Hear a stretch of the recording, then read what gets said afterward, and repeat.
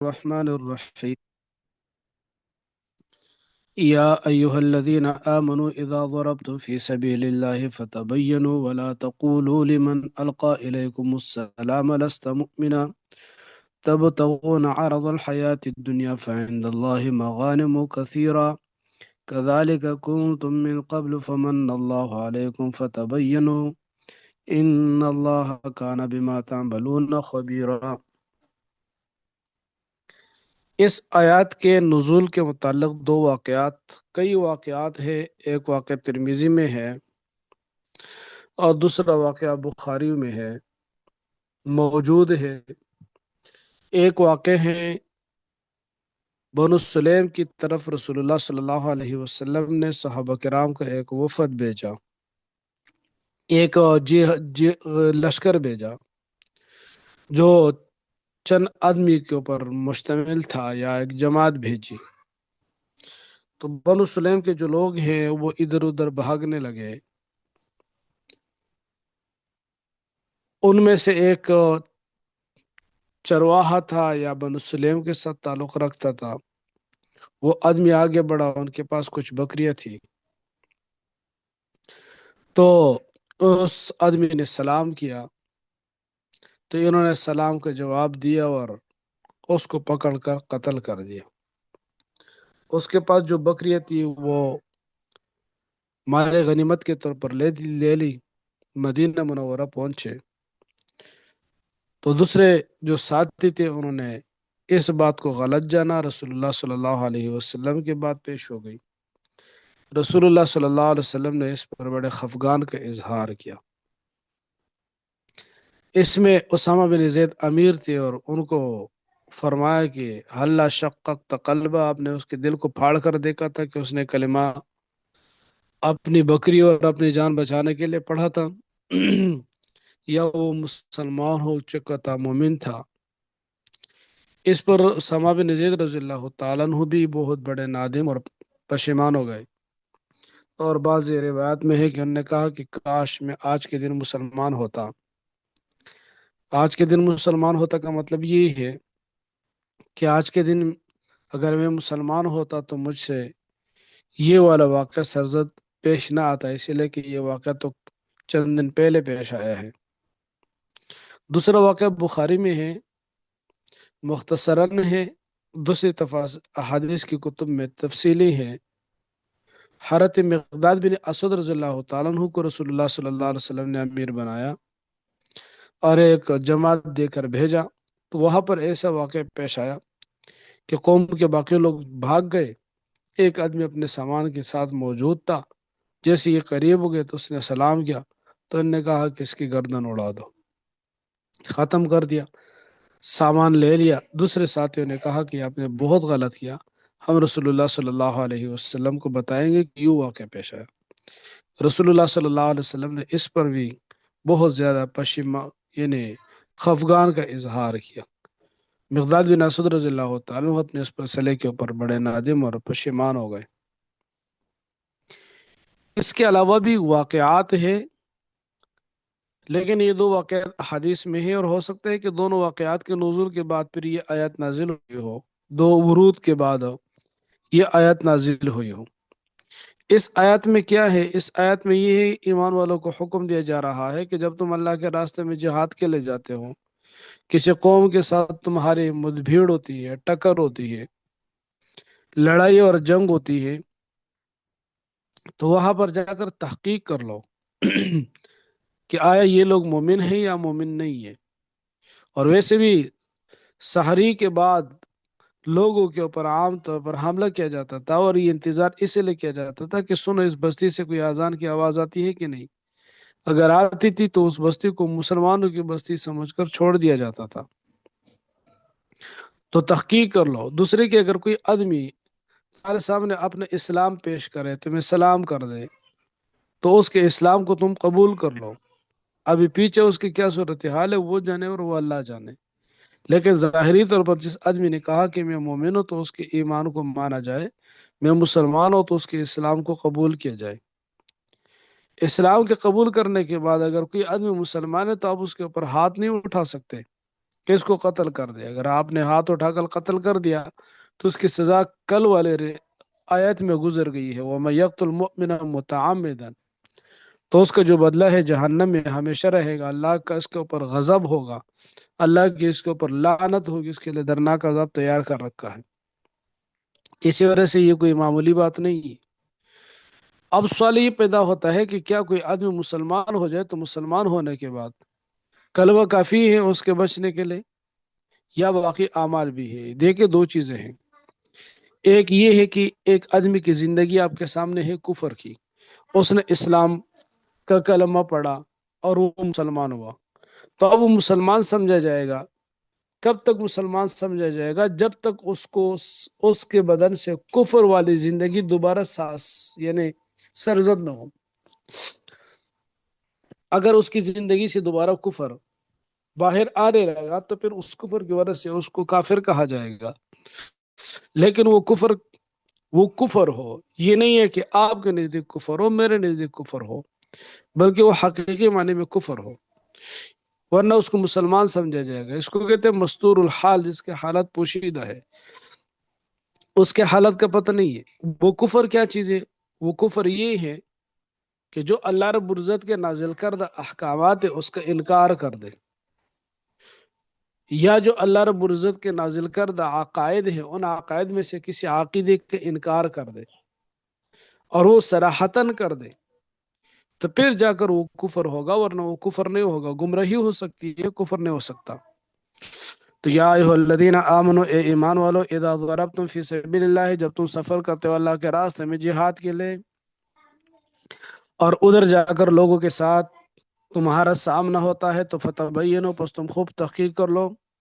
ایسا نہ کہ تم بلا تحقیق جہاد شروع کر دو اور کافروں کے بجائے تمہارا جہاد مسلمانوں سے شروع ہو جائے. اور پھر خاص طور پر کہ اگر وہ علاقہ کفر کا ہے اور وہ نظام کفر کا ہے، انہی میں سے ایک آدمی آ کر آپ کو سلام کرے یا اسلام آپ کے سامنے پیش کر دے، تو اس کے سلام کو قبول کیا جائے، اس کے اسلام کو مانا جائے. یہ نہ کہا جائے کہ یہ آدمی منافق ہے. بالفعل اگر وہ آدمی منافق بھی ہو تو اس کا جو معاملہ ہے وہ اللہ کے سپرد ہے، آپ کے سپرد ہے نہیں. آپ ظاہر کے مکلف ہیں اور ظاہر اس کا اسلام ہے، اور باقی جو اس کے کفر ہے نہیں وہ مستور ہے، چھپے ہوئے ہیں. اور بن کے اڑو. تو ولا تقولوا، تم نہ کہو، لمن القا الیکم السلام، اس شخص کو القا الیکم السلام جو تمہارے سامنے پیش کرے السلام السلام کو، یا لمن القا الیکم السلام، یہاں پر سلام بمانے اسلام کو، چونکہ انہوں نے سلام کیا تھا تو یہ سلام ہی اسلام کی علامت تھی. ورنہ کافر ایک دوسرے کے ساتھ ملتے تھے تو وہ اپنے علاقائی جو الفاظ تھے وہ استعمال کرتے تھے، السلام علیکم کے الفاظ استعمال نہیں کرتے تھے. تو تم ان کو نہ کہو لست مؤمنہ، کہ تم مومن نہیں ہے، لست نہیں ہے آپ مؤمنہ مومن.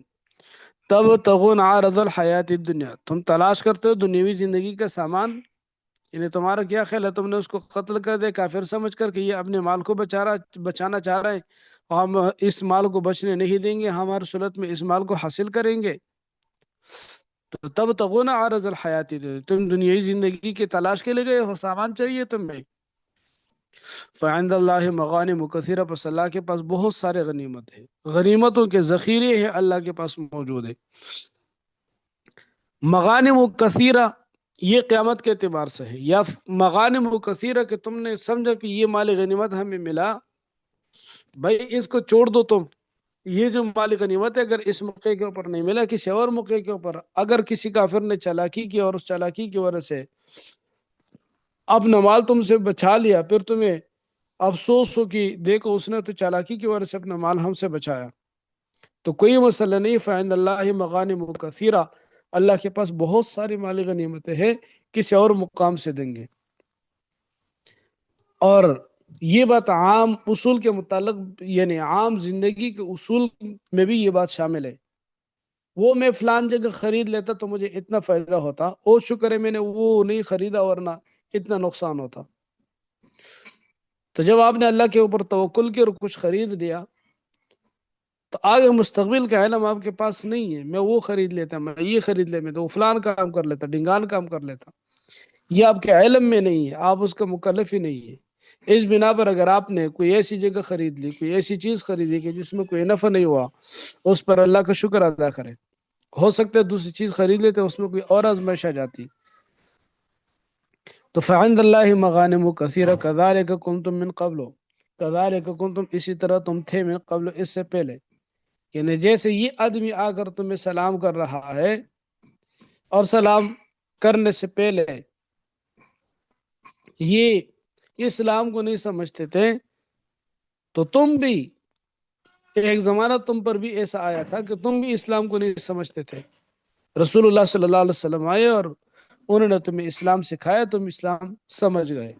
تو فمن اللہ علیکم، پس اللہ نے تمہارے اوپر احسان کیا، اور ایمان سے بڑھ کر کوئی احسان ہی نہیں ہے۔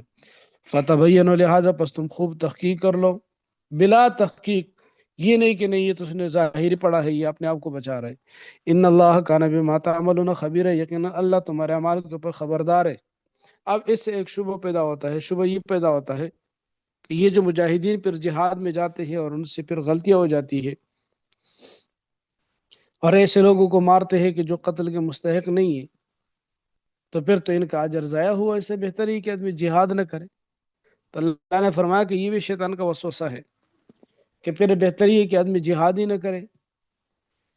جو آدمی اللہ کے راستے میں جہاد کے لیے نکلا، باقی لوگوں میں سے کوئی آدمی اس کا اہم پلہ ہو ہی نہیں سکتا۔ جہاد سے بڑھ کر کوئی عمل ہو ہی نہیں سکتا، سب سے بڑھ کر عمل جہاد ہے۔ تو لا یستوی القاعدون، برابر نہیں ہے القاعدون من المؤمنین، ایمان والوں میں سے گھروں میں بیٹھنے والے، غیر اولی الضرر،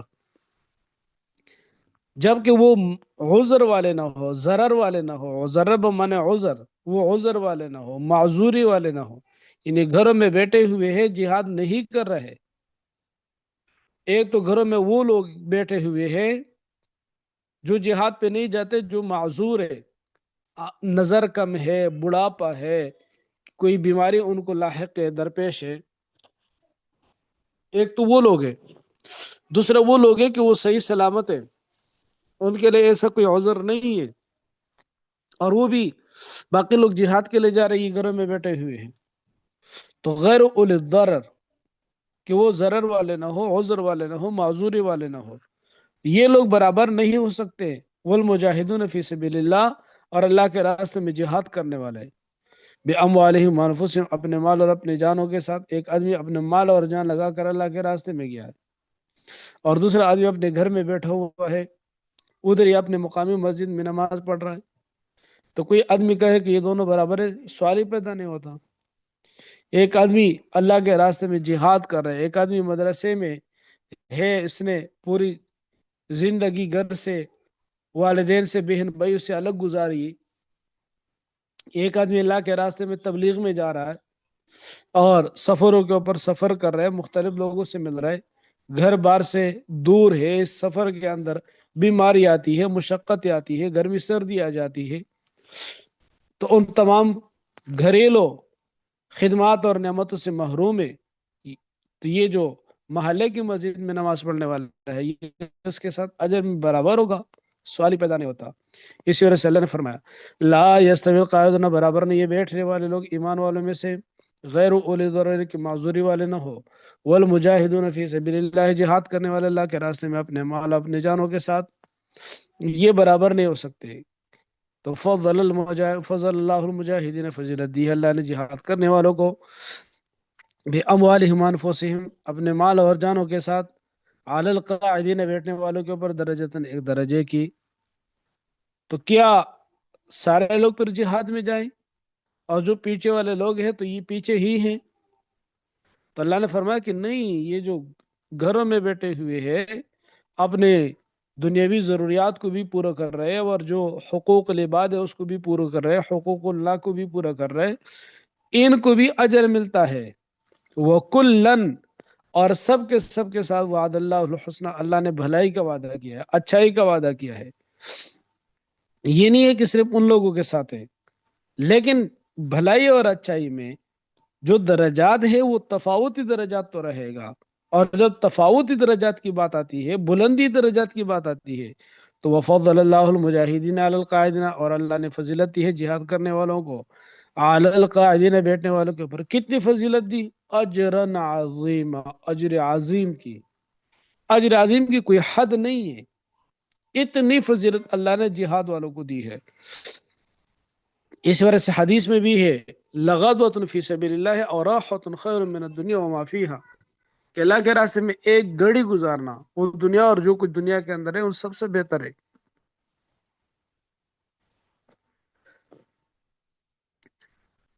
تو فرمایا کہ درجات منہ، یہ درجات ہے الگ الگ اللہ کی طرف سے، وہ مغفرت و رحمہ، اور بخشش کا اعلان ہے، وہ رحمت، اور اپنے خاص رحمتوں کے نزول کا اعلان ہے۔ وکان اللہ غفور الرحیم، اور اللہ غفور الرحیم ہے۔ تو اللہ کی طرف سے مختلف درجات ہیں، اور ہر آدمی کو اس کے عمل کے مطابق اس درجے سے نوازا جائے گا۔ اللہ کی طرف سے بخشش اور رحمت کا اعلان ہے۔ ان الذین توفاهم الملائکۃ ظالمی انفسہم، اب یہ دو قسم کے لوگ ہو گئے، ایک وہ لوگ ہو گئے جو جہاد کے لیے یا اللہ کے راستے میں نکلے ہوئے ہیں، علوم دین کی سیکھنے اور سکھانے کے لیے، تبلیغ کے لیے۔ دوسرے وہ لوگ ہیں جو اپنی ضروریات دنیاوی کام کاجوں میں مصروف ہیں، لیکن ان کام کاجوں میں مصروف رہ کر اللہ کے حقوق بھی ادا کر رہے ہیں، مخلوق کے حقوق بھی ادا کر رہے ہیں۔ تیسرے قسم وہ لوگ ہیں جو ہے تو مومن لیکن گناہوں کے اندر گناہوں میں مبتلا ہے۔ جب فرشتے آئیں گے اور اس کے روح کو نکالنے لگیں گے تو فرشتے پوچھیں گے کہ تم نے کس حال میں زندگی گزاری، نماز کا کیا بنا، زکوٰۃ کا کیا بنا، حج کا کیا بنا، اور تم خاتون و پردے کا کیا بنا، حلال و حرام کا کیا بنا۔ پوچھیں گے، یہ کہیں گے یا اللہ ہم تو بڑے مجبور تھے، بے بس تھے، دفتروں میں کام کرتے تھے، انہوں نے ہمیں کسی چیز کا رہنے ہی نہیں دیا، ہم فلان ملک میں مزدوری کے لیے گئے تھے، اور وہ کافر تھے، انہوں نے ایسے قانون نافذ کیے تھے کہ ہم اپنی نماز نہیں پڑھ سکتے تھے، وہاں تو پردے کے اوپر پابندی تھی، ہم تو نقاب نہیں کر سکتی تھی۔ تو فرشتے کہیں گے اچھا یہ تو بہت بڑا عذر ہے، اس وجہ سے تم نے اللہ کے احکامات کو چھوڑ دیا تھا، اس وقت اسی وجہ سے تم نے رسول اللہ صلی اللہ علیہ وسلم کے طریقوں کو چھوڑ دیا تھا۔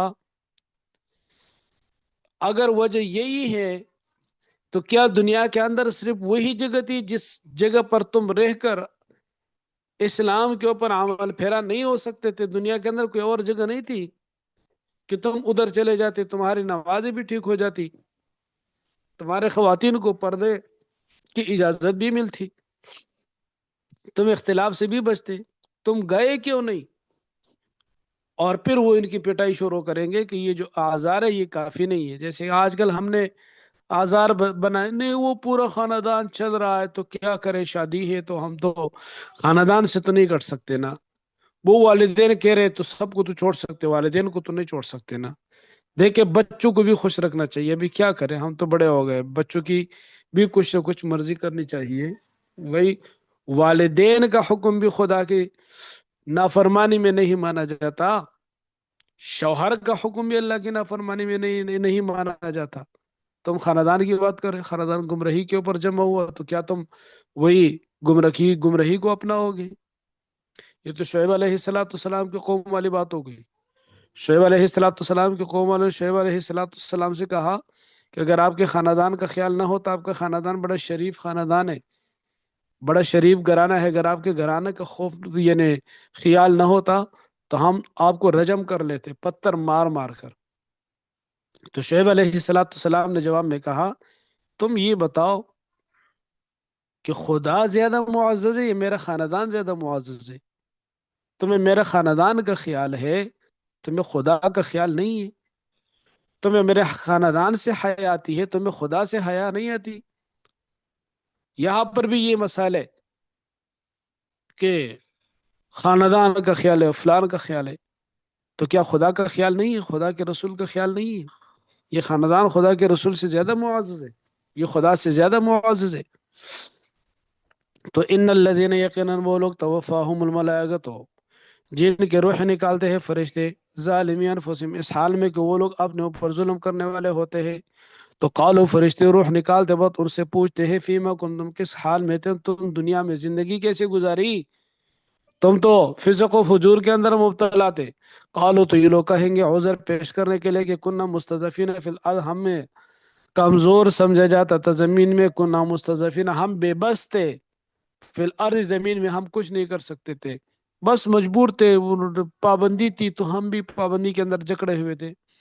قالو، تو فرشتے جواب میں کہیں گے ٹھیک ہے، اس جگہ پر پابندی تھی نا، تو علم تکن ارض اللہ، کیا نہیں تھی اللہ کی زمین واسعۃ کشادہ، فتحاجروا فیہا، پس تم ہجرت کرتے ہو اس زمین میں، فاولئک مأواہم جہنم، پس یہ وہ لوگ ہیں کہ جن کا ٹھکانہ جہنم ہوگا، وساعت مصیرہ، بہت بری جگہ ہے پھرنے کی یا انجام کی، یہ بیتبار ٹھکانے ہونے کی، تو وساعت مصیرہ، بہت بری جگہ ہے مصیر پھرنے کی، کہ جہاں پر آدمی کو گھما پھرا کر ڈالا جائے۔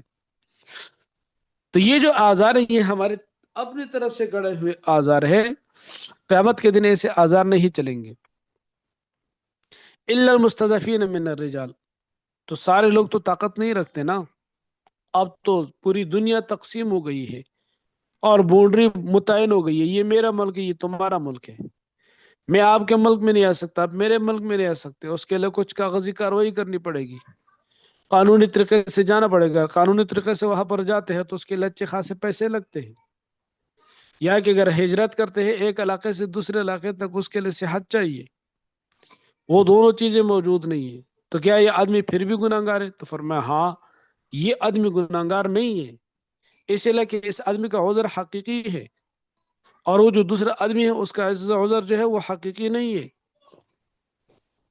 بلکہ وہ اپنے آپ کو خود اس نے مجبور بنایا، اسی لیے کہ وہ ان رنگینیوں میں خوش ہے۔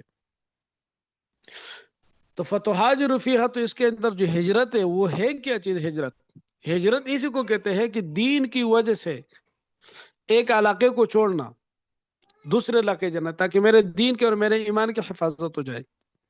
اگر وہ دین کے لیے وہ جگہ نہ چھوڑ دے تو اس کو ہجرت نہیں کہتے۔ جیسے پاکستان اور ہندوستان کی تقسیم ہو گئی تو اس میں دو قسم کے لوگ پاکستان میں آ گئے تھے، ایک تو وہ لوگ آ گئے تھے کہ انہوں نے کہا کہ ہمارے اموال کی وہاں پر کوئی حفاظت نہیں ہوگی، تو اس غرض سے جو آئے ہیں تو اس کو مہاجر نہیں کہا جا سکتا حقیقی معنوں میں۔ دوسرے وہ لوگ ہیں کہ اب دارالاسلام پاکستان بن گیا تو وہ دارالکفر رہ گیا، وہاں پر جو پابندیاں ہیں وہ برقرار رہے گی، ہم پاکستان جا رہے ہیں، تو پھر یہ جو ہجرت ہے یہ ہجرت حقیقی معنی میں ہوگی۔ اس سے پتہ چلا کہ یہ جو ہم دنیاوی کام کاج کے لیے چلے جاتے ہیں، آسٹریلیا جاتے ہیں، کینیڈا، امریکہ، دوسرے ممالک میں جاتے ہیں، اور ہم اس کو ہجرت کا نام دیتے ہیں، یہ ہجرت ہے نہیں، یہ ہجرت کے برعکس ہے۔ ادھر تو پھر بھی کچھ نہ کچھ اسلام کا لحاظ رکھا جاتا ہے، وہاں پر جا کر وہ سارا کچھ ختم ہو جاتا ہے، نسلیں کافر کر کے اپنی نسلوں کو واپس لے آتا ہے، ملحد بنا کر اپنے نسلوں کو واپس لے آتا ہے، ادھر سے واپردہ جاتے ہیں، واپس سے ننگا کر کے واپس لے آتے ہیں۔ اب یہ سوال بھی پیدا ہوتا ہے تو کیا یہ غیر مسلم ممالک میں نوکری کے لیے جانا جائز ہے یا جائز نہیں؟ تو اس کا جواب یہ ہے کہ اگر آپ کو اپنے خاندان میں یا اپنے دوستوں کو جو سہولیات ایک مسلمان ملک کے اندر حاصل ہے، اگر وہی سہولیت آپ کو حاصل ہے، اس جیسی آمدن وہ آپ کے پاس موجود ہے، تو غیر مسلم ملک میں آپ کے لیے جانا جائز نہیں ہے، صرف معاش کے خاطر۔ ہاں، اگر آپ تبلیغ کی خاطر وہاں پر جائے اور پھر تبلیغ کرے بھی تو پھر آپ کے لیے جائز ہے۔ تو یہاں پر جو ہے یہ صرف اور صرف ہم مال بڑھانے کے لیے جاتے ہیں، تو اللہ نے فرمایا الا المستضعفین من الرجال والنساء، مگر وہ لوگ جو بے بس سمجھے جاتے ہیں یا جو بے بس ہے، من الرجال، مردوں میں سے، والنساء، خواتین میں سے، والولدان، اور بچوں میں سے، ان کے پاس کوئی گنجائش نہیں ہے کہ وہ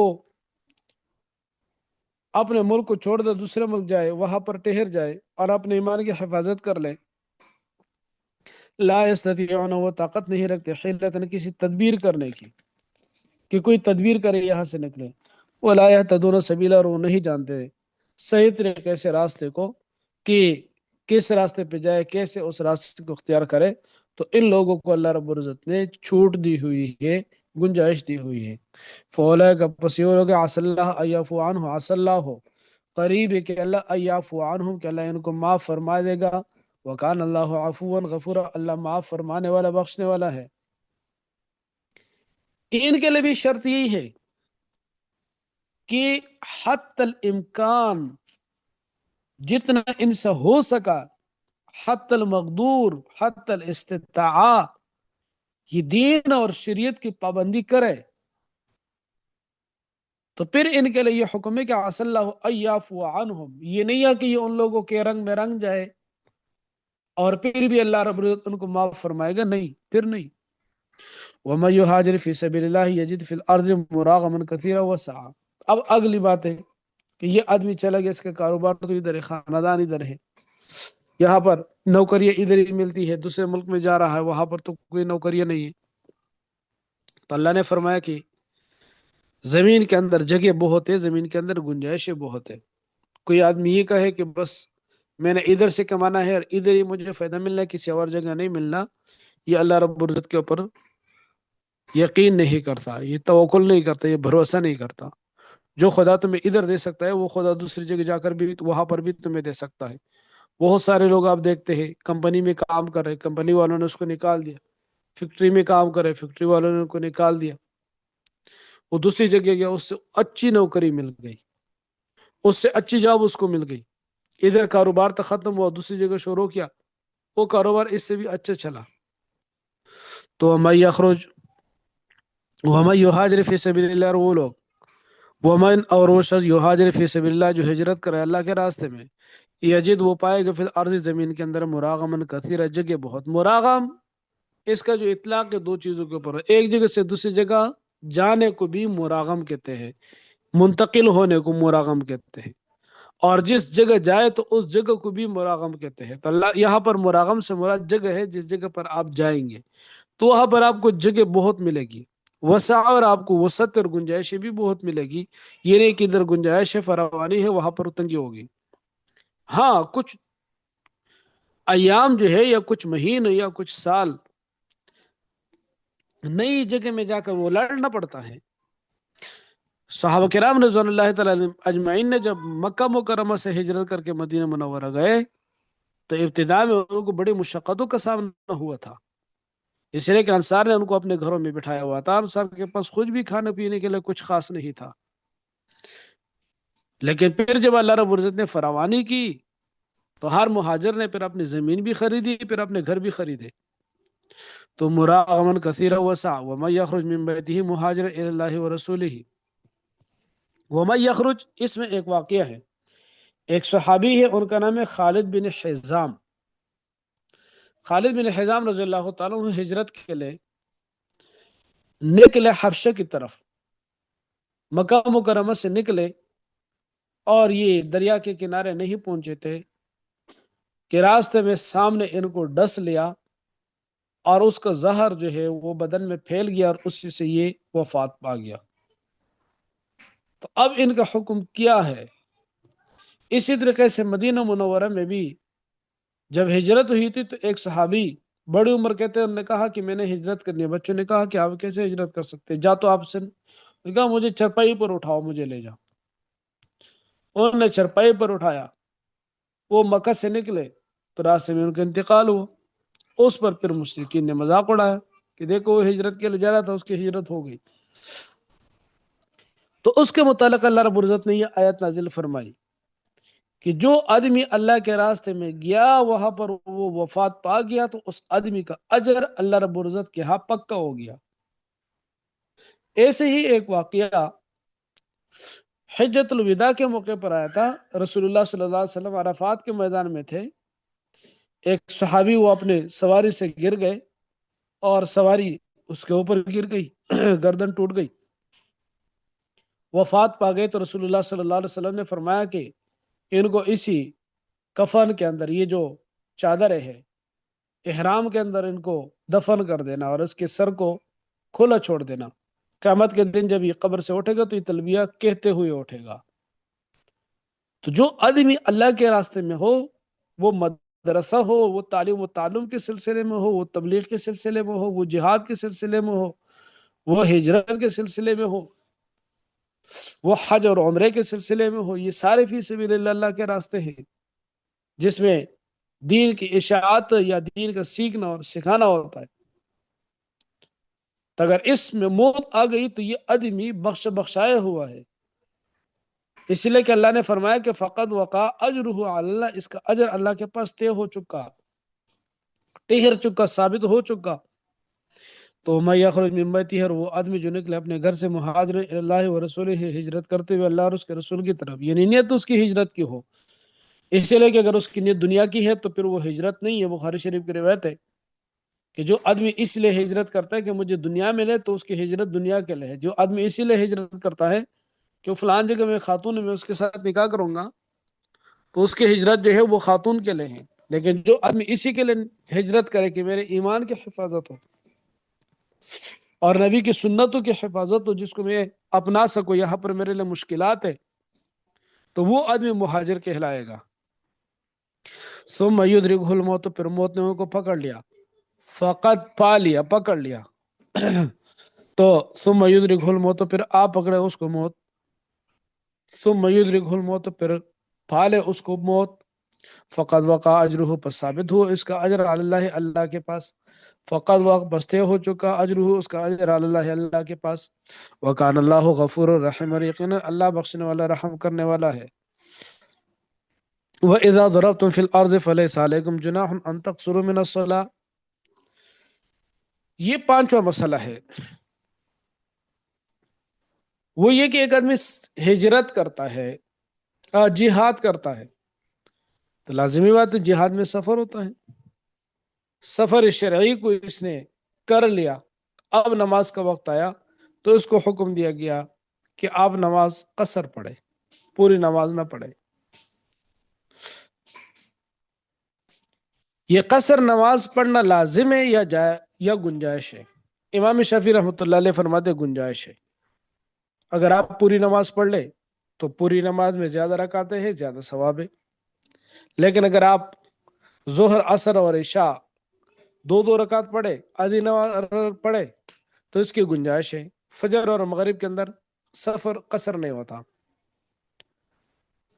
احناف کے نزدیک قصر لازم ہے، اور دلیل پیش کرتے ہوئے عمر فاروق رضی اللہ تعالیٰ عنہ کا قول، کسی نے ان سے پوچھا کہ ہم سفر میں ہوتے ہیں تو یہ جو قصر نماز ہے اگر ہم اس کو پوری پڑھ لیں تو کیا حکم ہے؟ عمر فاروق رضی اللہ تعالیٰ فرمایا کہ جب اللہ نے تمہیں رخصت دی تو اللہ کے رخصتوں کو قبول کرو، اپنے اوپر مشقتیں نہ ڈالو۔ اس سے معلوم ہوا کہ یہ جو اللہ نے رخصت دی ہوئی ہے اس کا قبول کرنا لازم ہے۔ تو 2 رکعت ہی پڑھے گا، وہ 4 رکعت نہیں پڑھے گا۔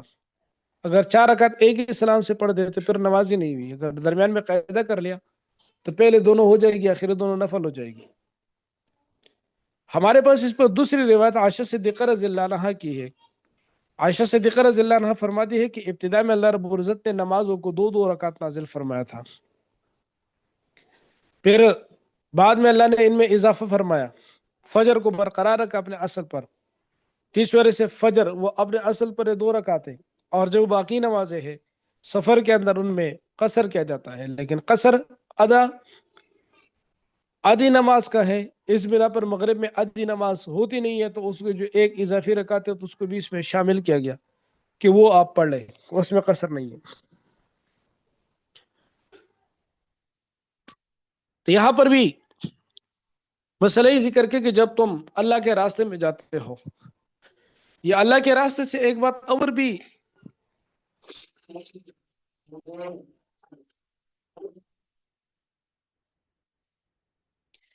ائمہ کے ہاں اختلافی ہے، وہ یہ ہے کہ یہاں پر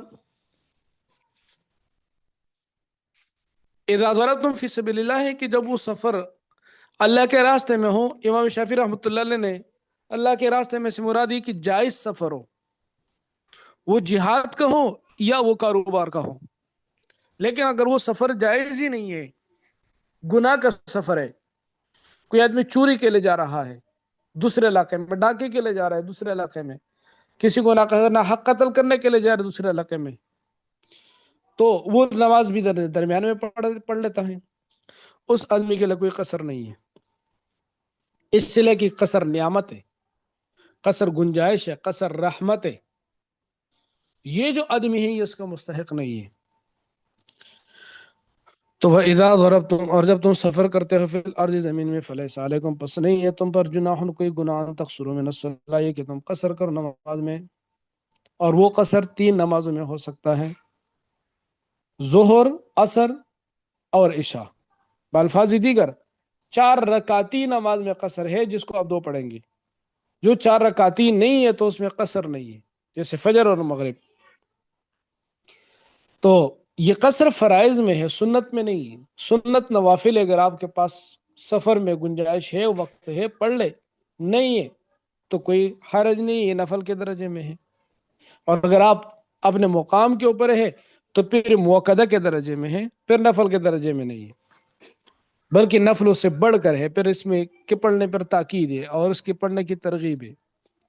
تو اذا ضربتم، جب تم سفر کرتے ہو فی الارض زمین میں، فلیس علیکم جناح، پس نہیں ہے تم پر کوئی گناہ، تقصروا من الصلاۃ، کہ تم نماز میں سے قصر کرو، ان خفتم، اگر خاص طور پر تمہیں خوف ہو، ان یفتنکم الذین، یہ کہ آزمائش میں ڈالیں گے تمہیں وہ لوگ جنہوں نے کفر کیا، ان خفتم ان یفتنکم الذین کفروا، آگے صلاۃ خوف کا بھی تذکرہ ہے، وہ ہوا یہ تھا کہ ایک علاقے میں گئے تھے جہاد کے لیے مرسیہ، اور اس غزوے کا نام ہے ذات الرقاع۔ ان لوگوں نے آپس میں مشورہ کیا کہ یہ لوگ عبادت میں مصروف ہوتے ہیں، تو ہم ان کے ساتھ عام اوقات میں لڑنے کے بجائے جب وہ عبادت میں مصروف ہوں گے، سارے ایک طرف ہوں گے، ہاتھ بندھے ہوئے ہوں گے، اسلحہ رکھا ہوا ہوگا، ہم ان کے اوپر حملہ کر لیں گے، یہ جب اپنے جوتے پہنیں گے اور اسلحہ اٹھائیں گے تو ہم نے ان کا کام تمام کیا ہوگا۔ جبرائیل امین علیہ السلام نے آ کر رسول اللہ صلی اللہ علیہ وسلم کو ان لوگوں کا منصوبہ بتا دیا، تو جب منصوبہ بتایا تو پھر جبرائیل امین علیہ السلام نے نماز کا طریقہ بھی بتا دیا، اس لیے کہ ہر ایک کی چاہت تھی کہ میں رسول اللہ صلی اللہ علیہ وسلم کے پیچھے نماز پڑھوں، تو طریقہ یہ بتا دیا کہ یہ جو مجاہدین ہیں ان کو 2 حصوں میں تقسیم کر دو، ایک حصہ آپ کے ساتھ 1 رکعت پڑھے گا اگر 2 رکعت نماز ہے، 1 رکعت پڑھ کر یہ لوگ پیچھے چلے جائیں گے، یہ چوکیداری پر کھڑے ہوں گے جہاں سے دشمن کے حملے کا خطرہ ہے، اور وہ جو لوگ ہیں وہ آگے آئیں گے، وہ 1 رکعت وہ پڑھ لیں گے، پھر 1 رکعت پڑھ کے یہ لوگ اپنی دوسری رکعت پڑھ لیں، فارغ ہو جائے، جب فارغ ہو جائیں گے تو پھر وہ جو لوگ ہیں وہاں پر وہ آ کر اپنی نماز پڑھ لیں، یا کہ 1 رکعت پڑھ کر دشمن کے سامنے جائے، وہ آ کر اپنی باقی رکعت پورا کر دے، پھر یہ جائے اور وہ پھر آ کر اپنی باقی نماز پورا کر لے۔ یہ تب ہے کہ جب 2 رکعت ہو، اور اگر 4 رکعت ہو تو پھر ایک جماعت 4 رکعتوں میں سے 2 رکعت امام کے پیچھے پڑھے، یہ تب ہے کہ جب ہر ایک کی چاہت ہو کہ میں نے اس امام کے پیچھے پڑھنا ہے، لیکن اگر 2 ائمہ موجود ہیں تو پھر ضروری نہیں ہے کہ اسی طریقے سے نماز پڑھی جائے، پھر دوسری جماعت کے لیے دوسرے امام آگے ہو اس کو نماز پڑھائے، پہلی جماعت کے لیے پہلے امام آگے ہو اور اس کو نماز پڑھائے۔ تو اللہ نے فرمایا ان خفتم، اگر تمہیں خوف ہو، خاص طور پر ایفتنکم الذین، یہ کہ فتنے میں ڈالیں گے تمہیں، آزمائش میں ڈالیں گے تمہیں، وہ لوگ جنہوں نے کفر کیا، ان الکافرین کانوا لکم عدوا مبینا، یقینا کافر تمہارے لیے کھلے دشمن ہیں، وَإِذَا كُنْتَ فِيهِمْ، اور جب آپ ان لوگوں میں موجود ہو، فَأَقَمْتَ لَهُمُ الصَّلَاةَ، اور پس آپ ان کے لیے نماز کو قائم کرے، اور ان میں سے ہر ایک چاہے کہ میں نے اللہ کے نبی کے پیچھے نماز پڑھنی ہے، تو پھر اس کا طریقہ یہ ہوگا کہ فَلْتَقُمْ طَائِفَةٌ مِّنْهُمْ، پس کھڑا ہو جائے طائفۃ منہم، انہی میں سے ایک گروہ، ماک آپ کے ساتھ، وہ 1 رکعت پڑھے، وَلْيَأْخُذُوا أَسْلِحَتَهُمْ، اور چاہیے کہ وہ اپنے اسلحے کو بھی نماز کے اندر اٹھا کے رکھیں، فَإِذَا سَجَدُوا، پس جب یہ لوگ اپنی رکعت کا دوسرا سجدہ کر لیں، یعنی 1 رکعت مکمل کرے، تو فَلْيَكُونُوا مِن وَرَائِكُمْ، پس چاہیے کہ لوگ پیچھے جائیں، فَلْيَكُونُوا، پس چاہیے کہ لوگ ہو جائیں، مِن وَرَائِكُمْ، اپنے پیچھے، وَلْتَأْتِ طَائِفَةٌ، اور آ جائے وہ دوسری جماعت، وَلْتَأْتِ، اور آ جائے طَائِفَةٌ أُخْرَىٰ، وہ دوسری جماعت، لم یصلوا، جنہوں نے ابھی تک نماز نہیں پڑھی، फलयुसल्लु माक, पस चाहिए कि वो नमाज पढ़े आप के साथ। एक रकात इन्होंने पढ़ी, एक रकात उन्होंने पढ़ी। वलिया खुदू हिजरहुम, और चाहिए कि वो अपने बचाव का सामान ले लें। अगर ऐसा खतरा हो तो नमाज के वक्त बंदूक उठाकर नीचे रखना ये लाजिमी नहीं है। आप बंदूक के साथ पढ़े नमाज, आपके जूते साफ है और जमीन भी साफ है, और खतरा है तो वो जूते उतारना लाजिमी नहीं है, उन जूतों के साथ भी अपना नमाज पढ़े। तो बोलिया खुद हिजरहुम व असलहतहुम, इस तरीके से मोबाइल है, वाक़ी टाकी है, या दूसरे कोई डिवाइस है जो कि आपके लिए ज़रूरी है, वो आपके साथ मौजूद है, तो उसको अपने साथ रख के उसको नीचे रखने की ज़रूरत नहीं है। हाँ, अमन का वक्त है तो फिर ये जो चीज़ें हैं, ये चीज़ें आदमी को फिर मसरूफ रखती है, तो फिर इन चीज़ों को सेट पे रख के, और इनके बगैर फिर आजिज़ी भी इंसान के अंदर आ जाती है। ये जो चीज़ें हैं ये थोड़े से इंसान के अंदर हवाएं पैदा करती हैं। तो वलिया खुद हजरहम, मासलहतों में चाहिए कि वो अपने बचाव का सामान भी ले ले, वह असलहतों, अपना असलहा भी। वद्दल लजीन कफर लव तगफुलून, चाहते हैं वो लोग जिन्होंने कुफर किया, लव लव तगफुलून, अगर तुम गाफिल बनोगे, अन असलहतिकुम, अपने असलहों से, व अमतियातिकुम, अपने सामानों से, तो वो लोग क्या चाहते हैं, फयमीलून, बस वो हमला करेंगे, अलैकुम, तुम पर, मैल तो वाहद, एक बार की। दूसरा तर्जुमा, वद्दल लजीन कफर, चाहते वो लोग जिन्होंने कुफर किया, लव तगफुलून अन असलहतिकुम, काश कि तुम गाफिल हो जाओ, बेपरवाह हो जाओ अपने असलहे और अपने सामानों से। ये नहीं, वो इस इंतजार में है कि इनके नमाज का वक्त आ जाए, ये दोबारा नमाज में लग जाए, और अपना असलहा और अपने जो सामान है बचाव का, उनसे ये लोग बेपरवाह हो जाए, तो हम इनके ऊपर हमला करेंगे। तो फयमीलून अलैकुम मिल्लत वाहिदा, बस वो हमला करेंगे तुम्हारे ऊपर एक बारगी के साथ। वला जुनाह अलैकुम, हाँ, अब एक आदमी ने असलहा उठा कर रखा हुआ है, हुक्म यही है, लेकिन वो बीमार है, इतनी बड़ी बंदूक और फिर वो जैकेट और दूसरी चीजें, तो वो मजीद उसको बीमार कर देता है। या है कि बारिश आ रही है तो ये असलहा गीला हो जाएगा, खराब हो जाएगा, तो इन सूरत में वो असलहा किसी जगह पर रख के शापर डाले, या कोई और सूरत उसके हिफाजत की बना ले तो दुरुस्त है। हाँ, वो जो एक जमात दुश्मन के सामने है वो उधर ही खड़ा रहेगा। इस पर आपका ये मसला भी हल हुआ कि ये जो नमाज पढ़ी जा रही है और इधर सिक्योरिटी गार्ड वाले और पुलिस वाले इधर उधर खड़े हैं, तो क्या इनका ये खड़ा होना जायज है, इनको तुम नमाज के अंदर शरीक होना चाहिए? तो उसके जवाब यही है कि हाँ, बिल्कुल खड़ा होना जायज है। बाकी लोगों की हिफाजत, अगर चंद लोगों की नमाज रह जाए और बाकी लोगों की हिफाजत हो, तो ये ज्यादा जरूरी है। वला जुनाह अलैकुम, और नहीं है कोई गुनाह तुम पर, इनका बिकुम अदन, अगर तुम्हें कोई तकलीफ हो असलह उठाने से, मिमतर, बारिश की वजह से, आओ कुम, तुम मर्ज, या तुम बीमार हो, तो कोई हरज नहीं, क्या कर सकते हो, अंतजो असलहातकुम, ये कि तुम रख लो अपने असलहे, अंतजो, ये कि तुम उतार दो असलहातकुम, अपने असलहे, वो खुदू हजरकुम, लेकिन फिर भी तुम अपने बचाव का सामान ले लो। अगर असलहा रखते भी हो तो ऐसी जगह रखो कि तुम्हारा हाथ वहां जल्दी पर पहुंच जाए। दोनों पाँव के दरमियान असलहा रखो, बिल्कुल सामने रखो, पीछे न रखो, दूर न रखो। और फिर कि जिस जगह में तुम नमाज के लिए खड़े होते हो तो ऐसी जगह में खड़े हो कि अगर वो हमला भी करे तो तुम्हें उसको कुछ ना कुछ अंदाजा हो कि हाँ, वो लोग आने वाले हैं। तो वह खुदू हजरकुम इन्नल्लाह अअद्द लिल काफिरीन अज़ाबन मुहीना, यकीन अल्लाह ने तैयार कर रखा है काफिरों के लिए इहानत वाला अजाब, रसवा करने वाला अजाब, जिल्लत देने वाला अजाब। फ़इज़ा क़ज़यतुमुस्सलात, फ़इज़ा क़ज़यतुमुस्सलात, जब तुमने अदा की नमाज, तो फ़ज़्कुरुल्लाह, बस तुम अल्लाह को याद करो, क़ियामन, खड़े खड़े, वो कौन, और बैठे बैठे वाला, जुनूबिकुम, और अपने पहलों पर, जिक्र अस्कार करो, तस्बीहात करो, इस्तिग़फ़ार करो, दरूद पढ़ो, कुरान करीम की तिलावत करो। कैसे करे? खड़े हो तो खड़े होकर करे, चलते फिरते, बैठे हो तो बैठे करे, अगर तुम लेट गए तो लेटे लेटे तिलावत करो, उसमें कोई हर्ज वाली बात नहीं है, गुनाह वाली बात नहीं। बाज़ लोग पूछते हैं कि क्या हम लेटे हुए कुरान करीम की तिलावत कर सकते हैं, जिक्र अस्कार दरूद शरीफ पढ़ सकते हैं? बिल्कुल पढ़ सकते हैं, कुरान ने इजाज़त दी है। तो अला जुनूबिकुम फ़इज़ा तुम, बस जब तुम अमन हासिल करो या इत्मीनान से हो जाओ किसी ऐसी जगह में कि यहाँ पर दुश्मन की कोई पहुंच नहीं है, तो फ़ाक़ीमुस्सलात, बस तुम नमाज अदा करो पूरी तसल्ली के साथ, तमाम आदाब के साथ, ایک جگہ رہ کر بغیر چلتے پھرتے بغیر باتیں کرتے، تو اطمینان کے ساتھ پھر نماز ادا کرو۔ ان الصلاۃ، اسے لے کہ نماز کانت علی المؤمنین، کر دی گئی ہے ایمان، کانت ہو گئی ہے علی المؤمنین، ایمان والوں کے اوپر، کتاب موقوتا، فرض، موقوتاً، وقت مقرر پر، یعنی نماز ایمان والوں کے اوپر نماز وقت مقرر میں فرض کی گئی ہے۔ رسول اللہ صلی اللہ علیہ وسلم معراج کے جانے سے پہلے بھی نمازوں کا اہتمام ہوتا تھا، دو نمازیں ہوتی تھی صبح اور شام۔ معراج کے واقعے پہ کے بعد آپ کو آسمانوں پہ پانچوں نمازیں ملی، اور پھر جب رسول اللہ صلی اللہ علیہ وسلم دنیا میں آئے تو جبرائیل امین علیہ السلام بھی ساتھ آئے، اور 2 دن جبرائیل امین علیہ السلام نے امامت کی۔ پہلے دن امامت کی، تمام نمازوں کو پہلے وقت میں پڑھایا۔